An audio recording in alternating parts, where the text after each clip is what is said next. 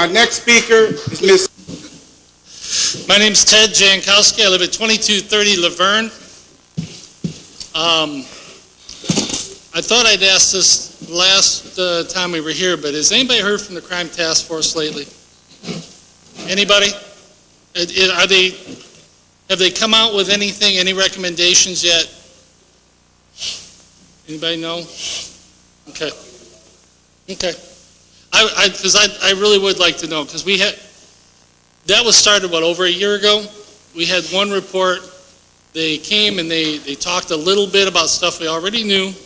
They gave no studies presented. There were no studies done. And that's been over a year. Now, back when this first started, a bunch of us got together online at Flint Talk and started discussing crime and some solutions to crime. And we forwarded that to the Crime Task Force, and I know some of that was forwarded to the mayor's office also, but I'm going to put that in the letter and I'll get that out to you. All that stuff that we recommended. One thing we need to remember, if we're going to really start to fight crime in Flint, we're going to need more jail space. We're going to need the jail open. We got, what was that, $6 million? We were talking about 50 officers being hired. I haven't heard anything about that since the date it was mentioned. I don't see anything in the paper. I'm not in the loop that you guys are in, so hopefully you guys hear something about this. But we've not heard anything about the 50 officers, and we've not heard anything about some solid time of getting the jail open. Now the problem is, without the jail opened, or even a bigger jail, whether we have 50 officers, 100 officers, or 1,000 officers, it does no good to arrest them if we have no place to put them, and we're letting them out early. Some of the simplest solutions. I wanted to say here, I read in the agenda there, thank you, Chief Williamson, for getting rid of the drug houses over there on Cecil and Polly. Now, that's something that the police have known about well over a year. All it takes is doing something, taking some action. Instead of 2 police cars holding down the pavement at 7-Eleven, or Sherman's Lounge over there on Fenton Road, or in the Family Dollar store, people are laughing because they know I'm telling you the truth. They've seen it. I've seen it.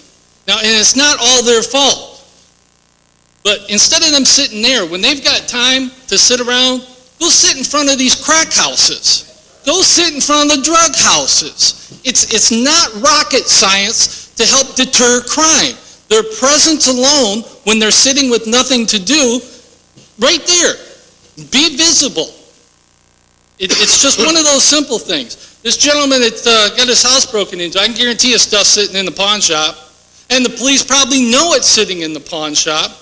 Why don't we have citizens, because I know that there are citizens that would willingly volunteer to come down and go through the records. When the pawn shops send in a list every month, they're sending in lists of stuff that was pawned.